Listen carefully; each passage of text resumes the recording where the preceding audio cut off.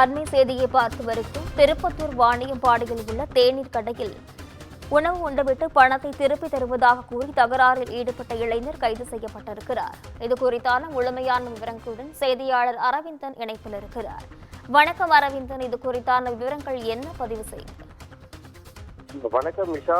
திருப்பத்தூர் மாவட்டம் வாணியம்பாடி நகராட்சிக்குட்பட்ட பெருமாள்பேட்டை பகுதியில் உள்ள சென்னை பெங்களூர் தேசிய நெடுஞ்சாலையை ஒட்டி தனியார் தேநீர் கடை செயல்பட்டு வருகிறது. இந்த தேநீர் கடைக்கு வந்த நேதாஜி நகர் பகுதியை சேர்ந்த புகழேந்தி என்ற இளைஞர் தேநீர் கடையில் உள்ள சமோசா, பஜ்ஜி ஆகியவற்றை சாப்பிட்டு விட்டு பணத்தை பிறகு தருவதாகவும் கணக்கில் வைத்துக் கொள்ளும்படியும் தேநீர் கடை உரிமையாளரிடம் கூறியுள்ளார். அதற்கு தேநீர் கடை உரிமையாளர் பணத்தை இப்போதே தாருங்கள் எனவும் பிறகு தர வேண்டாம் எனவும் கூறியதால் ஆத்திரமடைந்த புகழேந்தி அங்கிருந்த தேநீர் கடையில் வைத்திருந்த பொருட்களை தூக்கி எறிந்தும் அங்கிருந்த கண்ணாடி பொருட்களை உடைத்தும் ரகளையில் ஈடுபட்டார்.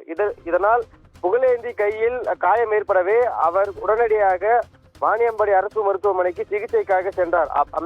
அப்பொழுது இது குறித்து தேநீர் கடை உரிமையாளர் புகழேந்தி மீது வாணியம்பாடி நகர காவல் நிலையத்தில் புகார் அளித்திருந்த நிலையில் தன் மீது புகார் அளித்ததை அறிந்த புகழேந்தி மருத்துவமனையிலிருந்து மீண்டும் தேநீர் கடைக்கு வந்து மீண்டும் தேநீர் கடையில் வைத்திருந்த பொருட்களை கீழே உடைத்து ரகளையில் ஈடுபட்டார். அதனைத் தொடர்ந்து புகழேந்தியை வாணியம்பாடி நகர காவல்துறையினர் கைது செய்து அவர் மீது வழக்கு பதிவு செய்து சிறையில் அடைத்தனர். மேலும் தேநீர் கடையில் தின்பண்டங்களை சாப்பிட்டு விட்டு பணத்தை பிறகு தருகிறேன் என கூறியதால் ஆத்திரமடைந்த தேநீர் கடை உரிமையாளருக்கும் இளைஞருக்கும் ஏற்பட்ட மோதலில் கடை சூறையாடப்பட்ட சம்பவம் வாணியம்பாடியில் பெரும் பரபரப்பை ஏற்படுத்தியுள்ளது. நிஷா.